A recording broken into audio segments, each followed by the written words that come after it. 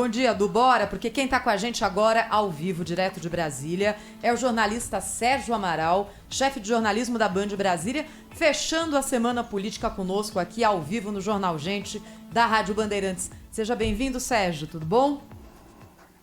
Tudo bem, Thaís? Bom dia para você, para o Edu, para o Pedro e para todo mundo que está com a gente aqui na Rádio Bandeirantes.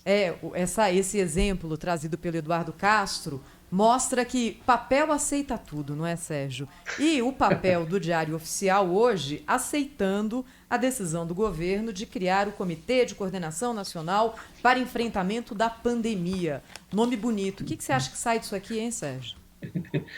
Olha, a gente espera que saia coisa boa, né? Que saia pelo menos uma articulação positiva, né? O principal é realmente isso, a articulação entre o governo federal, governos estaduais, prefeituras, com a presença do Congresso. Isso aí, né, Thaís, é tudo que os governadores vêm pedindo há muito tempo. Eu lembro que o governador Flávio Dino do Maranhão, em março do ano passado, no começo da pandemia, ele falava, olha, a gente não pode trabalhar sozinho, precisa do governo articulando. O Eduardo Leite, do Rio Grande do Sul, falava a mesma coisa, tem que ter uma coordenação central. Isso aí vai facilitar, por exemplo, até a aprovação rápida de leis, eventualmente, para mudar qualquer problema fiscal, né? Por exemplo, autorizar um gasto extra para fazer mais hospitais ou para importar mais vacinas, tomar decisões sobre atuação conjunta entre os estados, etc.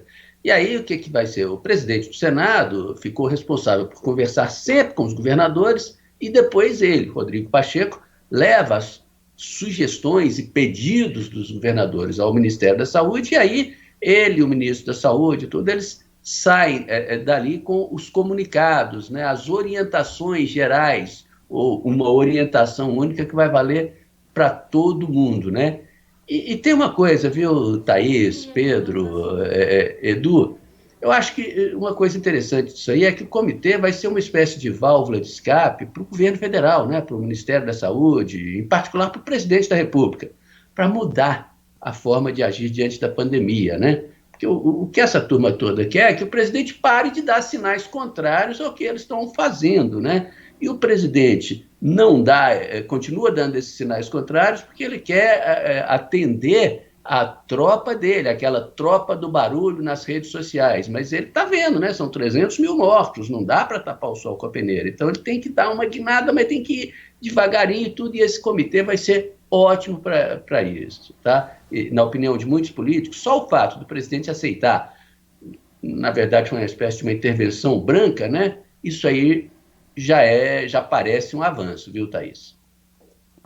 Sérgio, Pedro, tudo bem? Olha, vamos mudar um pouquinho de assunto, né? Porque também tem batata assando faz tempo aí em Brasília e a da vez é a do ministro das Relações Exteriores, né? O chanceler Ernesto Araújo, né? Numa entrevista recente aqui para a Rádio Bandeirantes, que repercutiu muito, o vice-presidente da República, o general Hamilton Mourão, já sinalizava, né, que havia uma pressão lá no governo pela demissão do ministro. Vamos relembrar um trechinho aqui do que disse o general Mourão na entrevista exclusiva ao Jornal Gente da Rádio Bandeirantes. Na questão das relações exteriores, né, isso é algo que fica na alçada do presidente, né?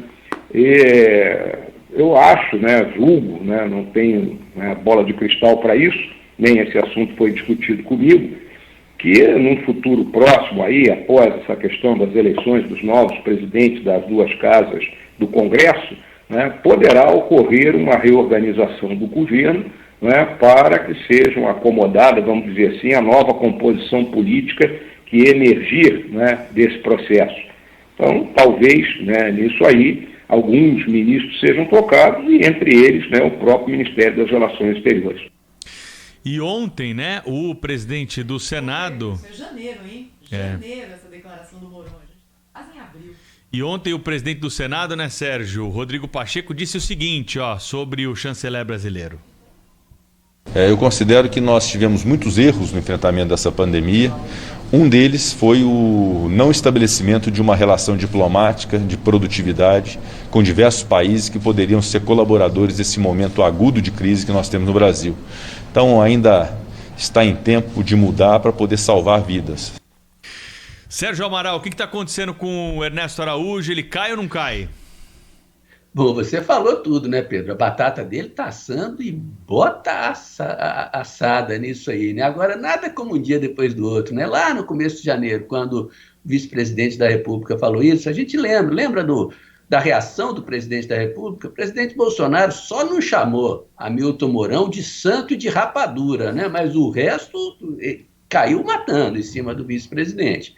Já ontem, com a manifestação do presidente do Senado Federal, foi completamente diferente, até porque o presidente da República sabe que essa não é uma manifestação isolada do senador Rodrigo Pacheco. Rodrigo Pacheco está falando, ele está simplesmente verbalizando o que pensa um monte de senadores, o que pensa um monte de deputados, o que pensa muita gente da chamada sociedade civil, né? Porque não dá para esquecer tudo que o chanceler Ernesto Araújo já fez, as ironias em relação à China, ele, o ex-ministro de triste lembrança, né, da educação, que ridicularizou a China e os chineses, fazendo cebolinha, imitando o sotaque chinês, aquelas baboseiras todas, né? Então, o Rodrigo Pacheco, senador, simplesmente está verbalizando aquilo que é um sentimento geral dentro do Congresso, tirando o bolsonarismo raiz, né, que gosta desse tipo de confronto. E aí né? eu queria inverter a pergunta, então, Sérgio, porque, olha, essa declaração que a gente colocou no ar agora do vice-presidente Alberto Mourão, nessa entrevista à Rádio Bandeirantes, é de janeiro. Isso. A gente está quase em abril. Ou seja, isso é algo que se arrasta já em Brasília há algum tempo. Então, invertendo a pergunta, o que ainda segura Ernesto Araújo no cargo de ministro? Qual é a proximidade dele com o presidente da República? É o fato do presidente não querer dar o braço a torcer? O que é, hein, Sérgio? O que ainda segura Ernesto Araújo no cargo é a proximidade com o presidente da República. O presidente gosta dele, só que o presidente também gosta muito do general Pazuello. O general Pazuello perdeu o cargo.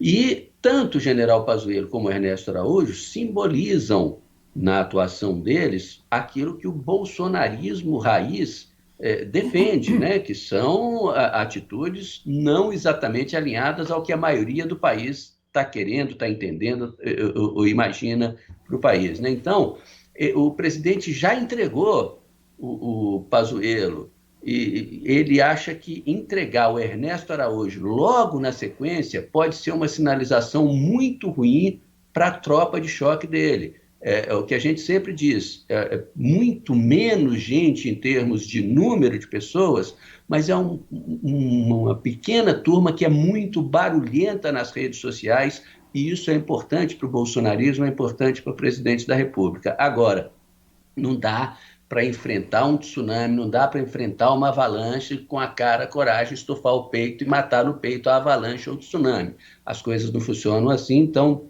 o que se prevê é que, apesar da vontade legítima do presidente, até de continuar com ele durante certo tempo, o prazo do Ernesto Araújo à frente do Ministério das Relações Exteriores está ali, parece que está no finzinho mesmo, viu, Thaís? Sérgio, uma coisa que a gente escuta nos corredores, é uma brincadeira, aquelas brincadeiras que, né?